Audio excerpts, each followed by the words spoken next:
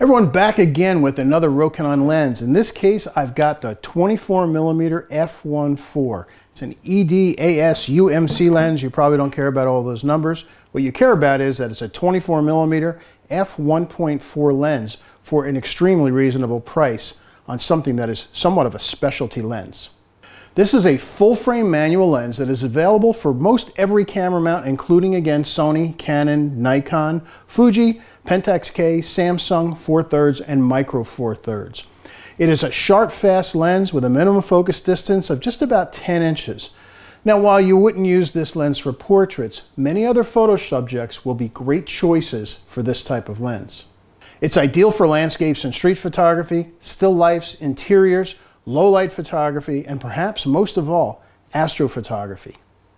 Amazingly, this lens remains sharp even wide open at f1.4. If you're after an extremely narrow depth of field, something often popular in food photography, you can shoot with this lens wide open or close to it and get beautifully sharp results with a quick drop-off to a soft out-of-focus element and a nice bokeh for background highlights. For you astrophotographers who follow the 600 rule or the 500 rule, I personally prefer the 500 rule, that means you can have sharp stars without a noticeable trail at 20-second exposures. Having an aperture of f1.4 means that you'll also have plenty of light without having to resort to a high ISO.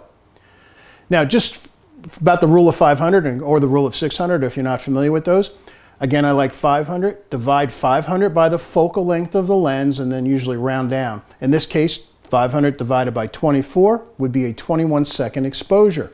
The reason for that is that's how long you can have the shutter open without starting to get a star trail. It will make your stars nice and sharp. Now, I'm planning on taking this lens out for some star shots as soon as the sky's clear and the moon isn't out. With the lens wide open, I'll be able to shoot with that shutter open for 20 seconds, and I'm curious to see how low an ISO I can use so that I won't have to deal with a lot of noise. I promise to post some shots as soon as they're ready. When I had this lens in Cape Cod a couple weekends ago, what I did was I took a picture of some anchors that were on the ground, and I changed the focus point from left to center to right of these three anchors. And I want you to take a look and see how narrow the depth of field can be even out in bright sun. Let's take a listen.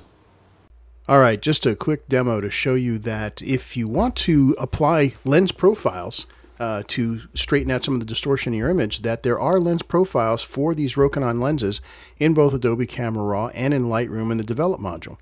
So here's an example of the 24mm f1.4 lens.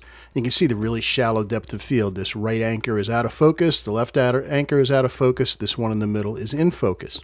And if you go under Lens Corrections in the Develop module and click on Enable Profile Corrections, you'll see Lens Profiles. We have to tell it which one it is. So we scroll down till we come to the Rokinon, and then we choose the 24mm f1.4, and you can see how it straightens out the image. And just apply this to the rest of the images. In fact, after I do this, I can click on Sync. I'll just tell it to synchronize everything. And now the lens profile corrections have been applied to all of these images. Now, I did go ahead and crop these for video format afterwards, just so you can see, and I'm going to show you how the focus moves. And one of the nice things about having a lens that can go to 1.4. So let me bring these up. So here we see the right anchor in focus, and then the middle anchor in focus, and there's the left anchor in focus. So you can see with that really shallow depth of field, these things are only, depth-wise, just a couple feet difference. And you can see, so even if we focus, let's go back to the middle and then to the right anchor, and you can see how quickly out of focus everything goes by having that shallow depth of field, and really allows you to focus in on one single element. So that's one of the nice things about having a lens with such a wide aperture. If you like the look of a narrow depth of field for street, product, and still life photography, or if you're really into astrophotography, this is a lens you need to take a look at.